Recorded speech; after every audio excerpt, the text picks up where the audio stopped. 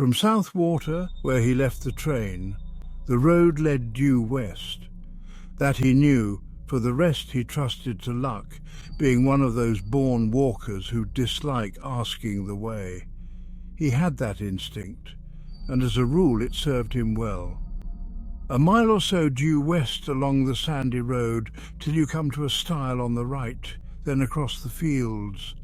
You'll see the red house straight before you.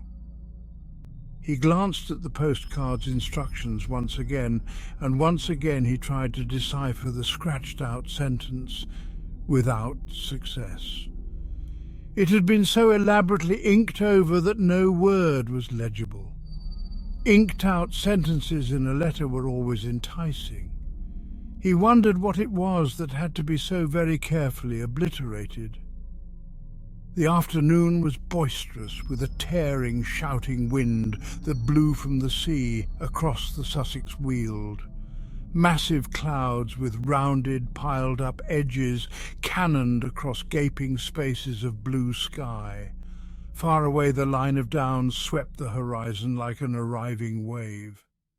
Chanctonbury Ring rode their crest, a scudding ship, hull down before the wind.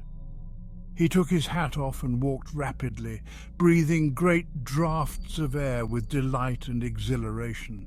The road was deserted, no horsemen, bicycles or motors, not even a tradesman's cart, no single walker. But anyhow he would never have asked the way. Keeping a sharp eye for the stile, he pounded along while the wind tossed the cloak against his face and made waves across the blue puddles in the yellow road. The trees showed their underleaves of white. The bracken and the high new grass bent all one way. Great life was in the day, high spirits and dancing everywhere. And for a Croydon surveyor's clerk just out of an office, this was like a holiday at the sea. It was a day for high adventure, and his heart rose up to meet the mood of nature. His umbrella with the silver ring ought to have been a sword, and his brown shoes should have been top boots with spurs upon the heels. Where hid the enchanted castle and the princess with the hair of sunny gold? His horse. The stile came suddenly into view and nipped adventure in the bud. Everyday clothes took him prisoner again. He was a surveyor's clerk, middle-aged, earning £3 a week, coming from Croydon to see about a client's proposed alterations in a wood, something to ensure a better view from the dining-room window. Across the fields, perhaps a mile away, he saw the red house gleaming in the sunshine, and resting on the stile a moment to get his breath, he noticed a copse of oak and hornbeam on the right. Aha! He told himself. So that must be the wood he wants to cut down to improve the view. I'll have a look at it. There were boards up, of course, but there was an inviting little path as well. I'm not a trespasser, he said. It's part of my business, this is. He scrambled awkwardly over the gate and entered the copse. A little round would bring him to the field again. But the moment he passed among the trees, the wind ceased shouting, and a stillness dropped upon the world. So dense was the growth that the sunshine only came through in isolated patches. The air was close. He mopped his forehead and put his green felt hat on, but a low branch knocked it off again at once, and as he stooped, an elastic twig swung back and stung his face. There were flowers along both edges of the little path. Glades opened on either side, ferns curved about in damper corners, and the smell of earth and foliage was rich and sweet. It was cooler here. What an enchanting little wood, he thought, turning down a small green glade where the sunshine flickered like silver wings. How it danced and fluttered and moved about. He put a dark blue flower in his buttonhole. Again his hat, caught by an oak branch as he rose, was knocked from his head, falling across his eyes. And this time he did not put it on again. Swinging his umbrella, he walked on with uncovered head, whistling rather loudly as he went. But the thickness of the trees hardly encouraged whistling, and something of his gaiety and high spirits seemed to leave him. He suddenly found himself treading circumspectly and with caution.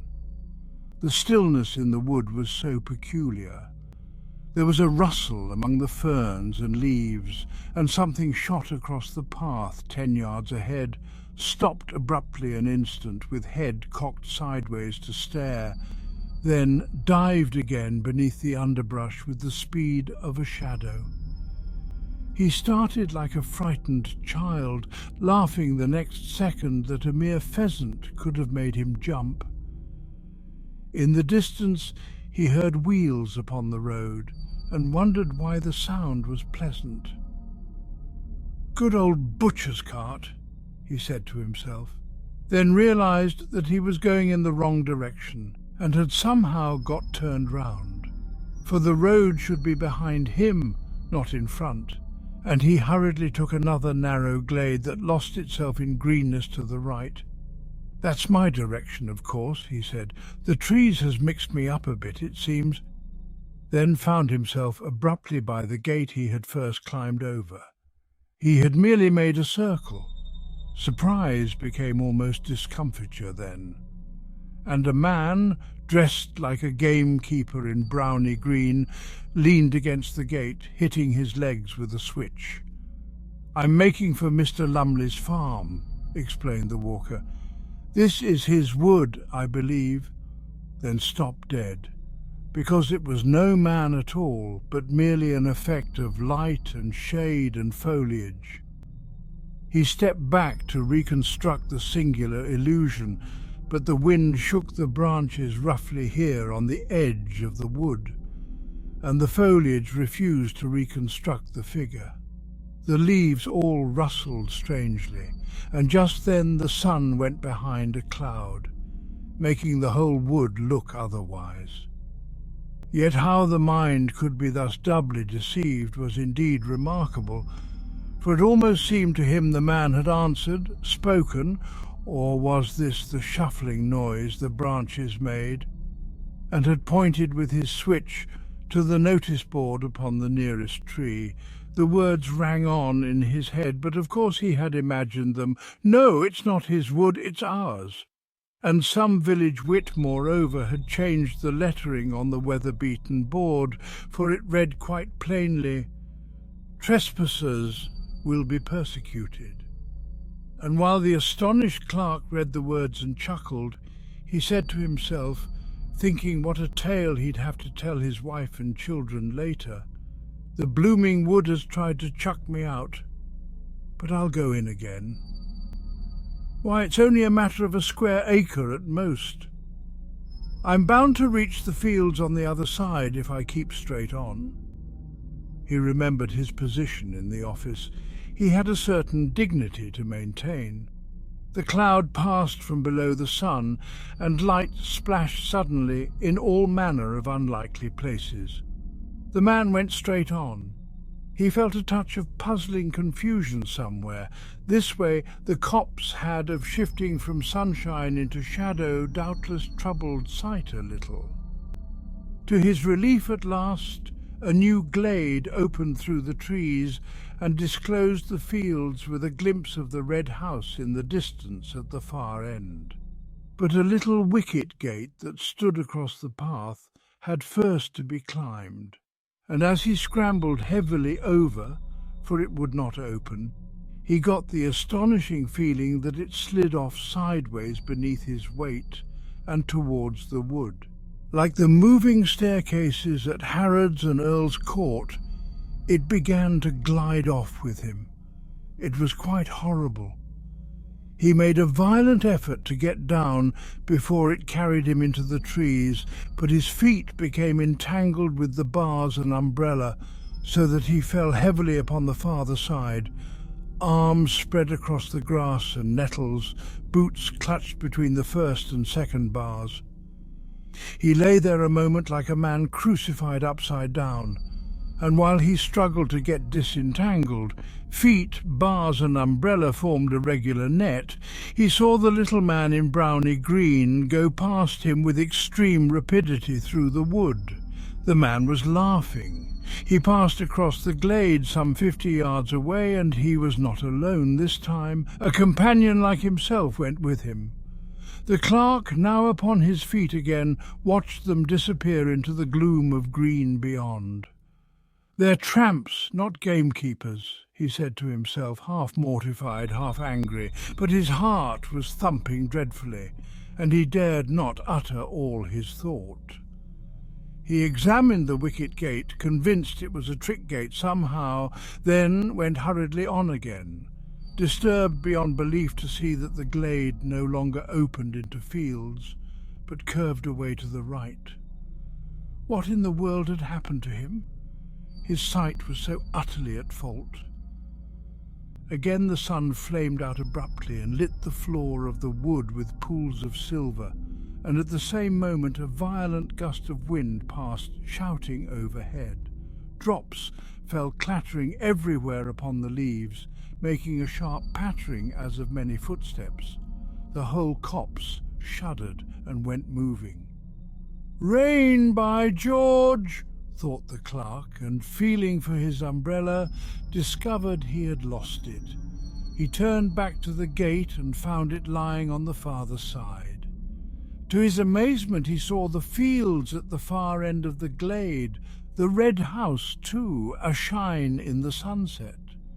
He laughed then, for of course in his struggle with the gate he had somehow got turned round, had fallen back instead of forwards.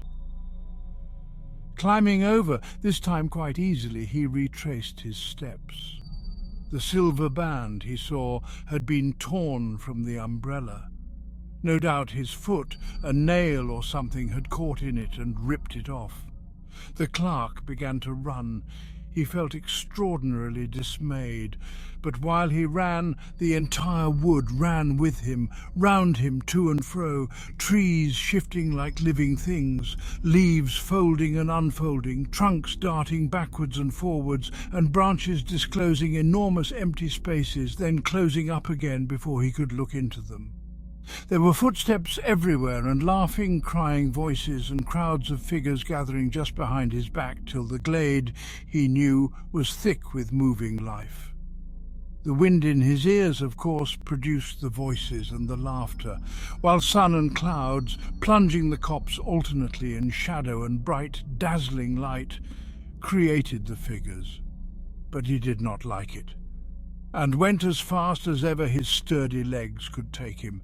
He was frightened now. This was no story for his wife and children. He ran like the wind, but his feet made no sound upon the soft, mossy turf.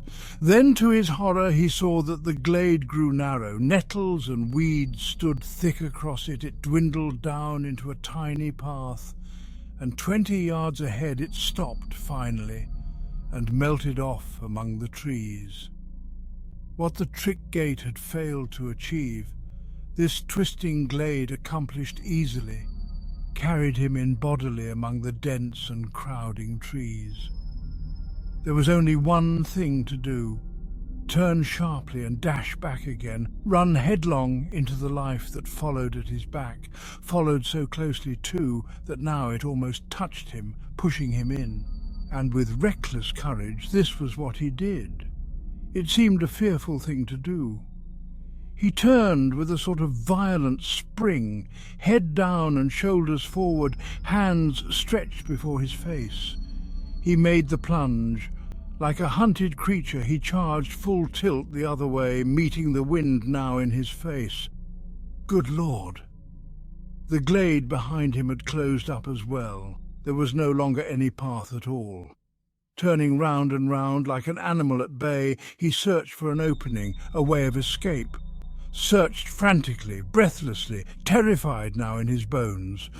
But foliage surrounded him, branches blocked the way. The trees stood close and still, unshaken by a breath of wind, and the sun dipped that moment behind a great black cloud. The entire wood turned dark and silent. It watched him.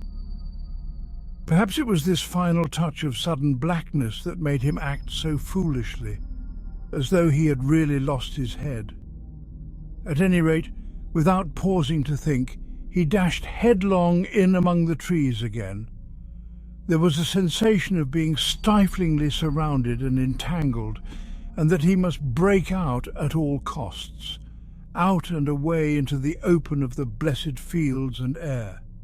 He did this ill-considered thing and apparently charged straight into an oak that deliberately moved into his path to stop him.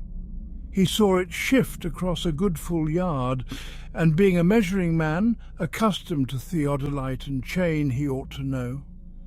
He fell, saw stars, and felt 1,000 tiny fingers tugging and pulling at his hands and neck and ankles. The stinging nettles, no doubt, were responsible for this. He thought of it later.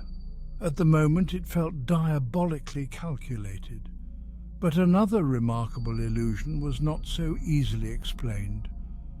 For all in a moment, it seemed, the entire wood went sliding past him with a thick, deep rustling of leaves and laughter, myriad footsteps and tiny little active, energetic shapes. 2 men in browny green gave him a mighty hoist, and he opened his eyes to find himself lying in the meadow beside the stile where first his incredible adventure had begun. The wood stood in its usual place and stared down upon him in the sunlight. There was the red house in the distance as before. Above him grinned the weather-beaten notice board. Trespassers will be prosecuted. Dishevelled in mind and body, and a good deal shaken in his official soul, the clerk walked slowly across the fields. But on the way he glanced once more at the postcard of instructions and saw with dull amazement that the inked-out sentence was quite legible after all beneath the scratches made across it. There is a short-cut through the wood I want cut down, if you care to take it. Only care was so badly written. It looked more like another word. The C was uncommonly like D.